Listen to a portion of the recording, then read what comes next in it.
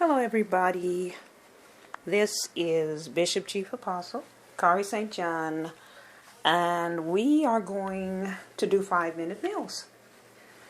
Today, what we're going to do is speak to you about one of the generals of the faith, and we do this for one reason. What you can imitate, what you can emulate, you can confiscate.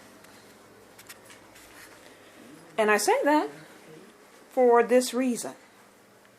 You may not always know how to get to the next level.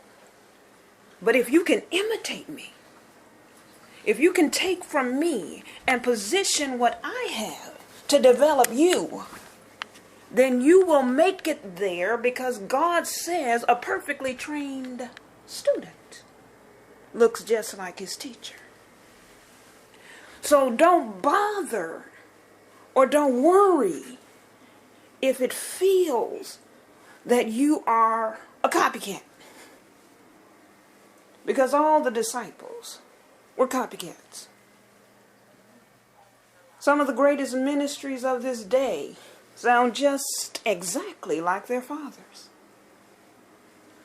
So our decision is going to be to find someone we want to be like and to imitate them into greatness.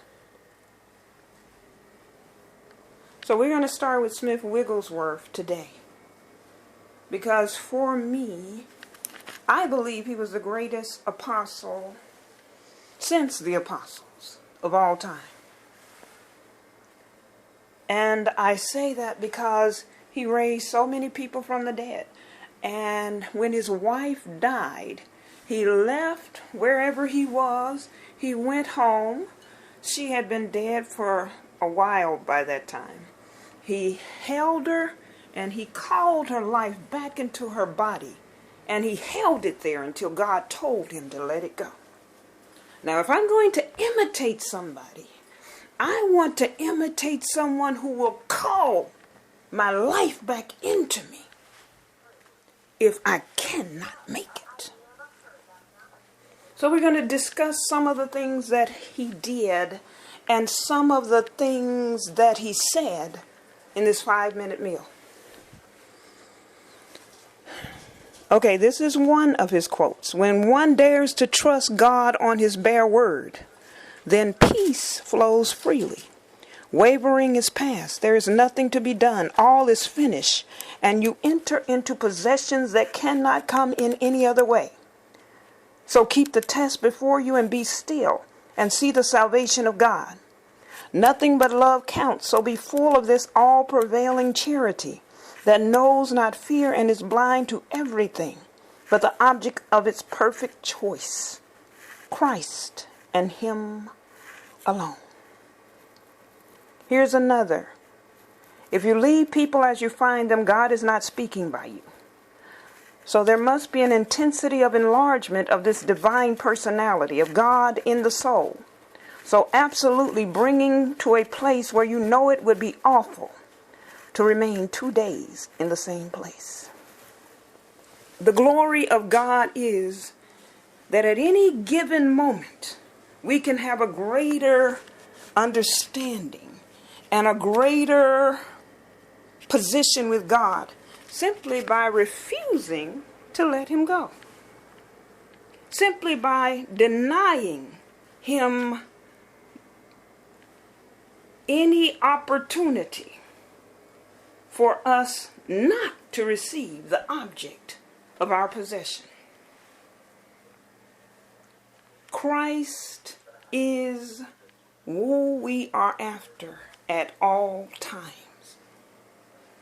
We're after Jesus.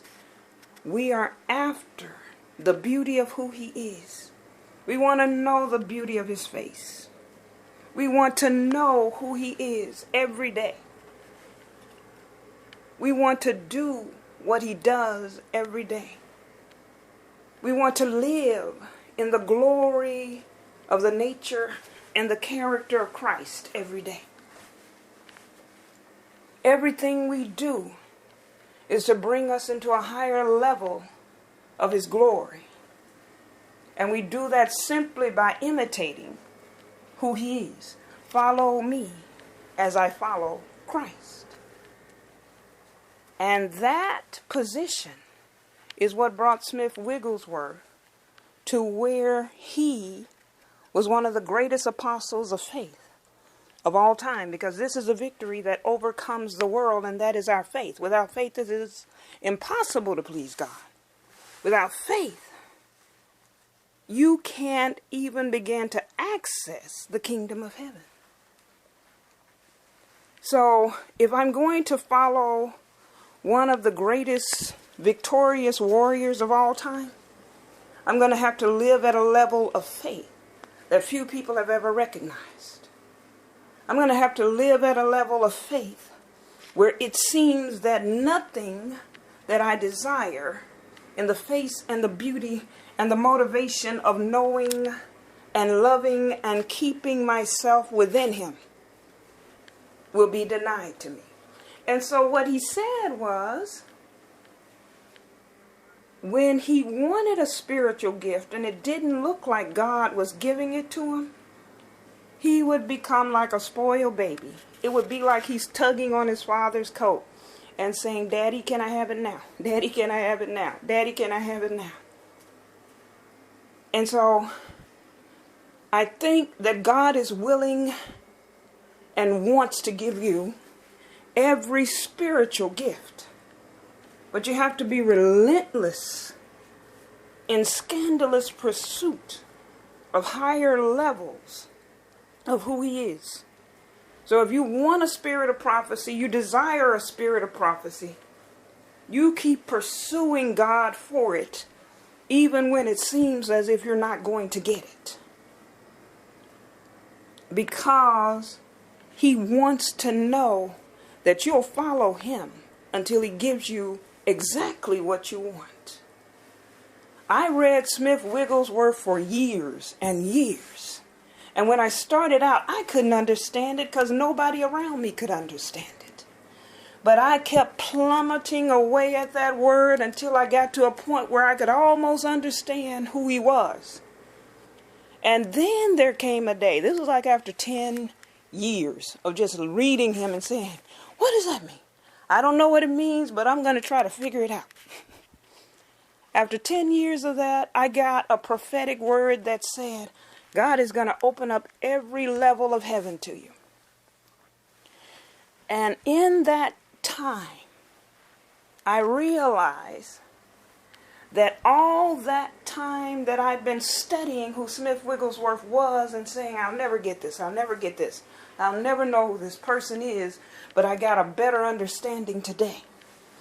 As I tried to imitate him, God was preparing me for a position where I would carry who he was, or the mantle that fell on him personally. So we don't give up hope. We just keep doing what God calls us to do and keep tugging on his coat. And we keep looking into the face of who we want to be. And God will one day offer you the opportunity to be that person. And just accept the call when you get there. God loves you so much that everything that he has is available to you.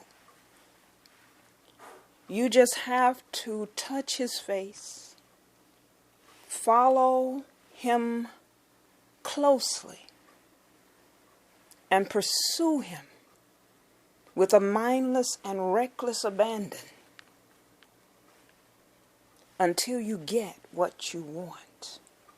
And the object of your desire will come to you as you release your life, your ministry, your wills, your desires into him. And just simply hold on in reckless faith that he loves you and that he wants and desires to bless you with the desires of your heart. This has been the 5-Minute Meal. and we'll see you again.